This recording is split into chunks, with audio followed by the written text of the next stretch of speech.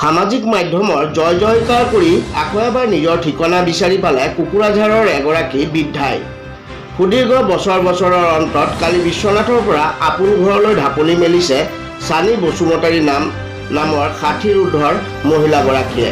উল্লেখ্য যে প্ৰায় 8 বছৰ ধৰি বিশ্বনাথৰ পানী ভঁৰালৰ এক জিৰণি চৰাত আশ্ৰয় লৈছিল চানী বসুমতাৰীয়ে। নিজৰ নাম ঠিকনা পাহৰি পেলোৱা এই মহিলাগৰাকী আপদকালত সংগী হৈছিল চুবুৰীয়া ব্যৱসায়ী আৰু স্থানীয় লোক। ঘাইকৈ অবড়ো অধ্যুষিত অঞ্চলটোত এগৰাকী বড়ো বৃদ্ধাৰ আৱিৰ্ভাৱ আৰু ঠিকনা হেৰুৱাৰ পিছত বিপাঙত স্থানীয় ৰাইজো। কোভিডকালীন পৰিস্থিতিৰ মাজতো এক যাযাবৰী জীৱন যাপন কৰা চানী বসুমতাৰীৰ ঠিকনাৰ সন্ধান দিবলৈ এইবাৰ দেৱদূত হৈ আহিল বিশ্বনাথ ডায়েটৰ কেইবাগৰাকী বিএড প্ৰশিক্ষাৰ্থী। দৰাচলতে গহপুৰৰ 7 গৰাকী শিক্ষকে জিলা শিক্ষা আৰু প্ৰশিক্ষণ প্ৰতিষ্ঠান শোণিতপুৰত প্ৰশিক্ষণ গ্ৰহণ কৰি থকা সময়তে ভিৰগাঁৱৰ দয়া দাসৰ ঘৰলৈ আহে এইসকল প্ৰশিক্ষাৰ্থীসকলে ভিৰগাঁৱৰ এটা জিৰণি চৰাত এগৰাকী বৃদ্ধা মহিলাক প্ৰত্যক্ষ কৰে। দুদিনমান প্ৰত্যক্ষ কৰাৰ পিছতে শিক্ষাৰ্থীসকলৰ মনত কোনো বড়ো লোক নথকা অঞ্চলটোত কিদৰে এই বৃদ্ধাগৰাকী আহিল বুলি প্ৰশ্নৰ উদয় হয়। বৃদ্ধাগৰাকী শিক্ষাৰ্থীসকলে সোধা পোছা কৰে যদিও বৃদ্ধাগৰাকী ভালকৈ নিজৰ পৰিচয় সম্পৰ্কে অজ্ঞতাহে প্ৰকাশ কৰে।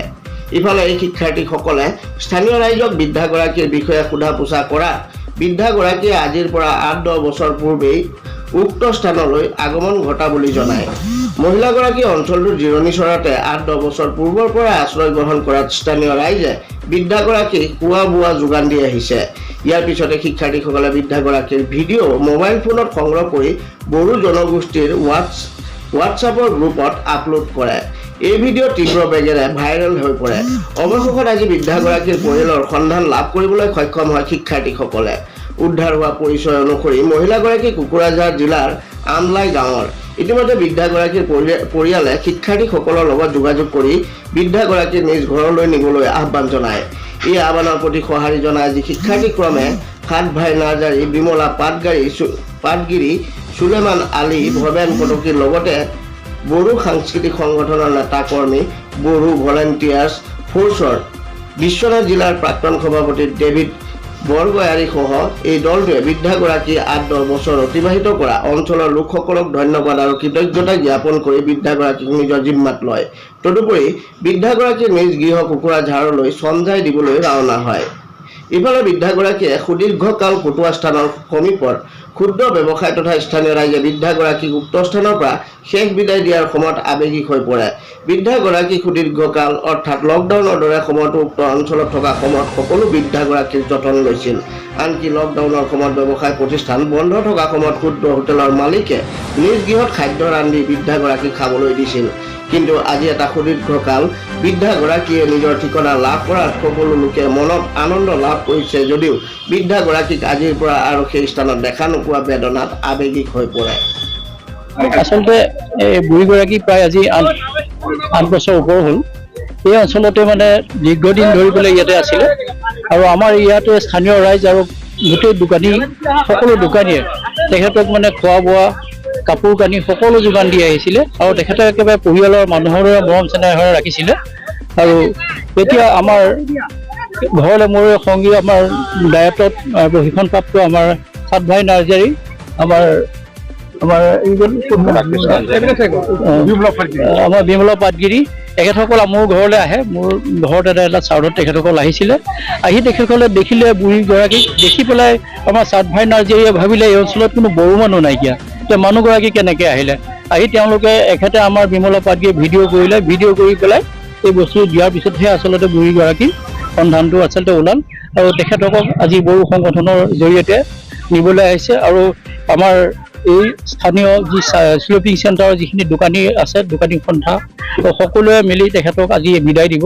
এইখিনি আৰু প্ৰস্তুতি আজি তেখেতৰ ঘৰ ইতিমধ্যে চিনাক্তকৰণ কৰা হৈছে। ইতিমধ্যে আমাৰ তেওঁৰ কি কয় কোকৰাঝাৰ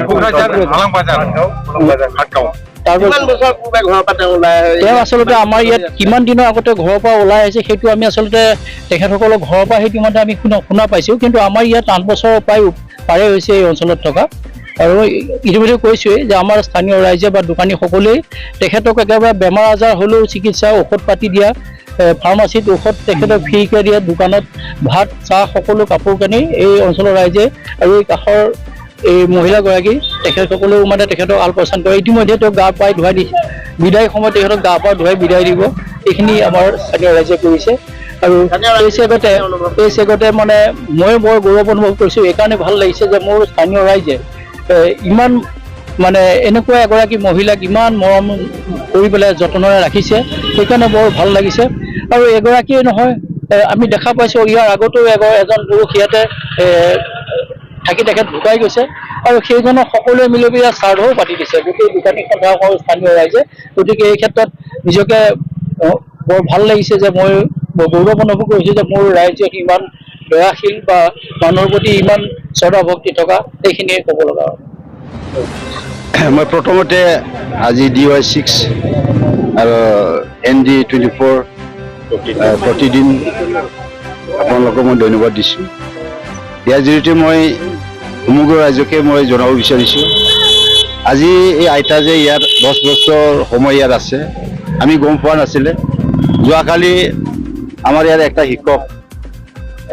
এজন শিক্ষক আছিলে আমাৰ গহপুৰৰ সাত ভাই নাৰ্জাৰী, তেখেতৰ থ্ৰু আমি জানিছে ইয়াৰ এই বড়ো অঞ্চল নহয়, এই বেলেগ জাতি ইয়াত আছে, কিন্তু এজনী বুঢ়ী মানুহ ইয়াত যে আছে বড়ো তাক দেখি সি সোধ-পোছ কৰিছে আপোনাৰ ঘৰ ক'ত পৰা আহিছে। তেতিয়া সি গম পাইছে যে মানুহটো ইয়াত বহুত দিন ইয়াত আছে।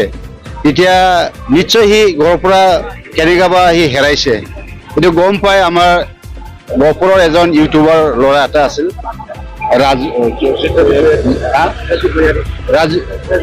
জজিত গয়াৰী, তেখেতক মানে ভিডিঅ' প্ৰেৰণ কৰিলে আৰু তেখেতে ছ'চিয়েল মিডিয়াত দিয়াৰ পিছত ঘৰৰ মানুহবিলাক জানি গ'ল যে এইটো আমাৰে মানুহ হয়।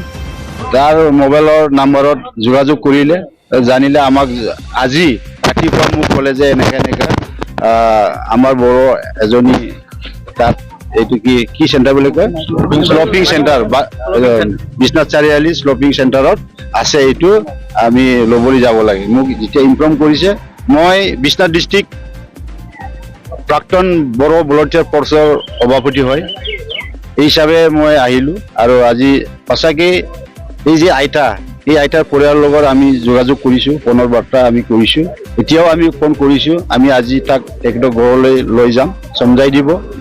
আৰু আগত কি হৈছে কি হোৱা নাই মই এতিয়ালৈকে তাক সোধ-পোছ কৰা নাই, কি কাৰণত সি পলাই আহিলে ঘৰৰ পৰা বা হেৰালে, কেনেকৈ হেৰালে মই এইটো ইমান অৱগত নাই।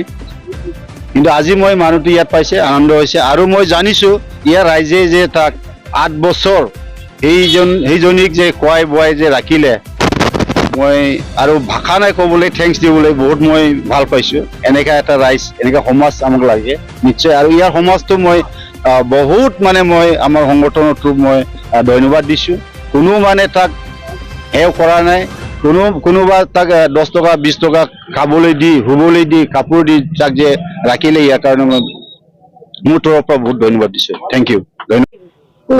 এইজনী মানুহ ইয়াতে আছিলে আজি 8-9 বছৰ মান হ'ল।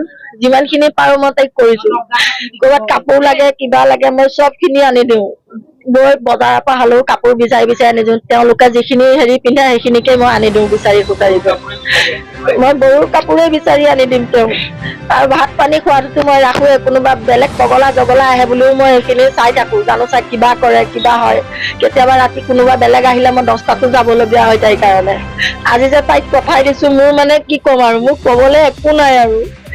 মোৰ নিজৰ মা যে হেৰুৱাই দিলোঁ, মই একো হেৰুৱাই দিয়া নিচিনা লাগিছে আজি। ক'ৰবাত যাওঁ শ্লপিং গ'লে তাইকে দেখো, ৰাতিপুৱা আহিয়ে তাইক চাওঁ কি কৰিছে কি নাই, এনেকুৱা হৈছিলে। মোৰ আজি একো নাই আৰু, খালি ভালকে ৰাখিব, য'তেই থাকক ভালে থাকক তাইও, ঘৰৰ মানুহখিনি পাওক, সেইটোৱে ভগৱানক আশীৰ্বাদ কৰিছো। আৰু কি ক'ম আৰু, তাত এতিয়া ক'বলৈ একো নাই আৰু। লকডাউনৰ নিচিনা পৰিৱেশতো লকডাউনত মই 2 বছৰ মই ঘৰৰ পৰা ভাত বনাই আনি দিওঁ, কোনো ইয়াত দোকানত কোনো পুলিচ প্ৰশাসনৰ কাৰণে আহিব নোৱাৰে। মই দোকানখনত তাই ভাতকেইটা দি মই জিৰণি ঘৰত বহি থাকো, তাই ভাত খাই হলেহে মই যাওঁ। ইমান বছৰ তেনেকেই চলাইছো। তাত বাকী দোকানীখিনিয়েও বহুত সহায় কৰে, মানে চবেইটো ভাত নবনাই, কিছুমানে দিয়ে, কিছুমানে পুৰি দিয়ে, লকডাউনত বন্ধ থাকে। মই তাইক ঘৰত ভাত বনাই আনি দিওঁহি আনি। এনেকুৱাকে ৰখাৰ পিছত আজি এজনী মানুহ যেতিয়া মোৰ গুৰিৰ পৰা গুচি যাব, মোৰ কেনেকুৱা লাগিব কওকচোন। বহুত বেয়া লাগিছে আৰু মোৰ কবলৈ একোৱে নাই তাত।